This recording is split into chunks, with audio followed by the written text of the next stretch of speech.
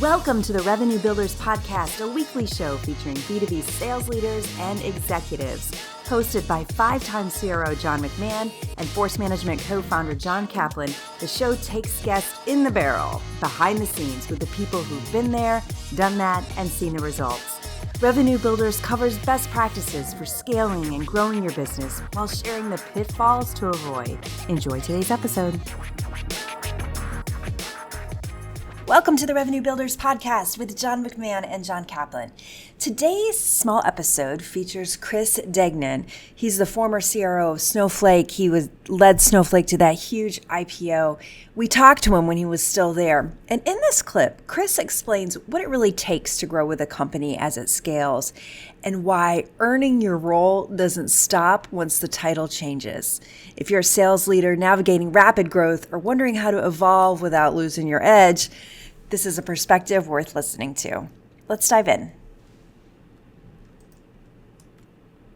I want to talk about a little bit, we've talked about thus far, kind of a couple of stages, Chris.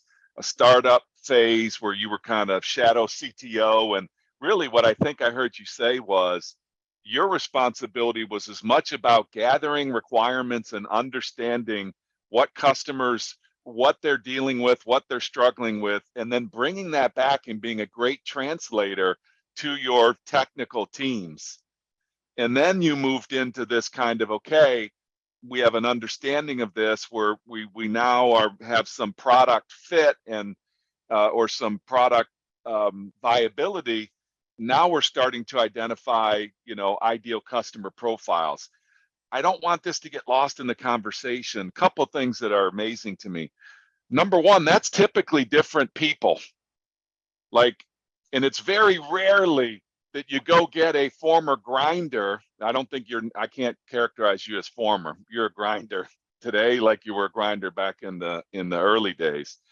But it's really rare that you get somebody that comes from like a background that's at scale at EMC, and then or at Vexa or wherever, and then to be able to come back. Can you give us a couple of lenses for, let's say our audience, we're listening. What does it really take? A lot of people say, yeah, I can do that. I can go back, and Johnny and I laugh about it. We call it the laptop effect. When guys say they can go from scale and then they can go into these startup companies and then they call us and they complain about, man, I didn't get my laptop, or, they didn't get my 401k set up right or whatever. And Johnny and we're not laughing at them, but we're like, look, that was part of the discussion of what it really takes to go into these environments. So sorry I'm doing such a long setup on this, but I'd love our listeners to hear a couple of things. Number one, what was it in you and what decisions would you make being honest with yourself that says, I can do this and I'm going to do it for these reasons. It's not going backwards, but it's going into a different environment that I'm in. And then number two, if you're the hiring manager, if you're an executive, if you're a board member, if you're an investor, what questions would you really ask somebody to say, are they, number one, capable of doing that? And number two, is it going to give them energy? Does it make sense? It does, yeah. So, I mean, I think it, and I think McMahon does an incredible job in interviewing people to find out their who they are as a human. And yeah.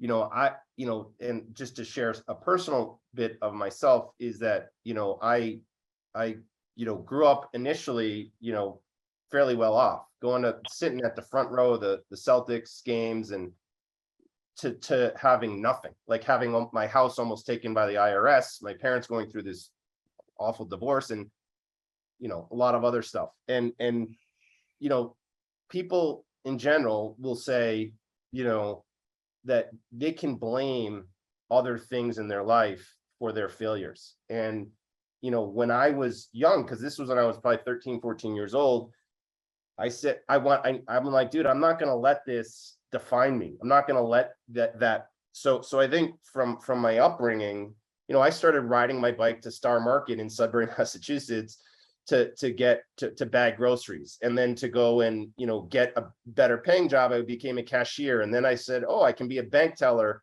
at Bay Bank, like in Sudbury. So like, I just think I've had this mentality, and I have the mentality to this day, is you have to earn your keep every single day, and nothing is handed to you. And I think the biggest issue, candidly, of people that have come from big companies is that they have like I have now. I have everyone kind of doing everything for me.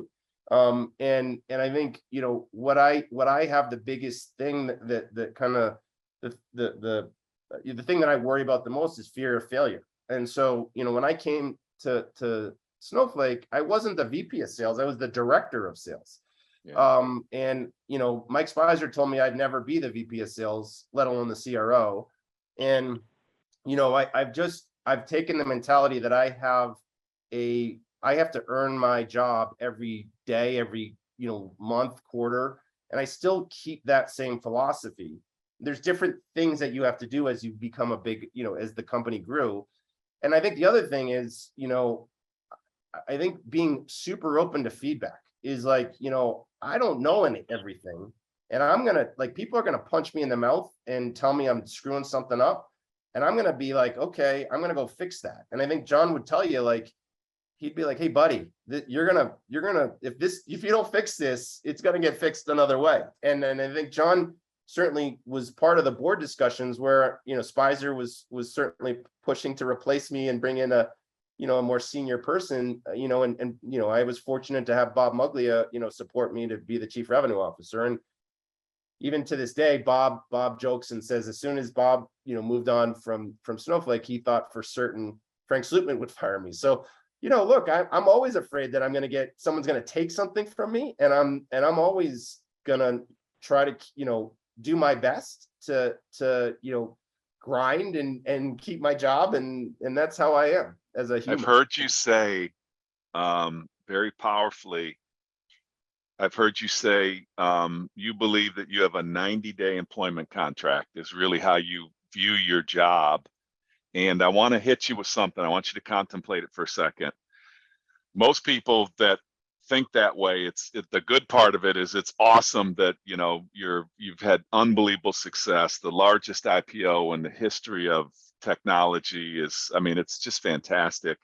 But you now, with all the success, you still believe you have a 90-day employment contract. There's a saying that says you have to work as much on the business as in the business.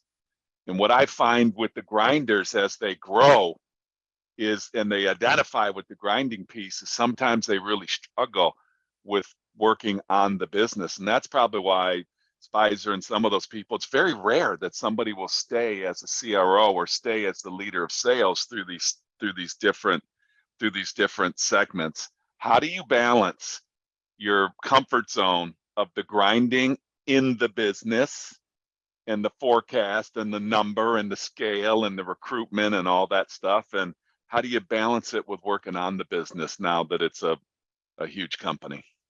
Well, I'll give a ton of credit to Frank Slootman on helping me mentally get to this spot, because in a lot of ways, Snowflake, is my baby from the go-to-market standpoint, and I care very deeply about the company, and I'm very passionate about it. And I think, Frank noticed, and I think part of what made him keep me in the job was because I was so in the business. Like, I knew the customers, and the customers that I have to this day really good relationships. But I think, so he made this comment to me, and he said, Chris, you're a deal hound.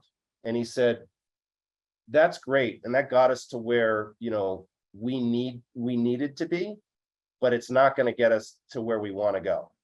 And so you've got to hire people, and you've got to trust that they're going to do their job. And if you start doing their job for them, they don't belong here. And he talks about passengers and drivers. And he goes, you're a driver, but you need to hire other drivers and hold them accountable. And so I think that's been the key. You never trust anyone 100%. But I think if you find yourself, especially at the scale we're at now, if I find myself that I'm doing someone else's job that works for me, then it's a problem for them. You got a I'll problem. do it, Yeah. but they don't. That's not going to end good for them.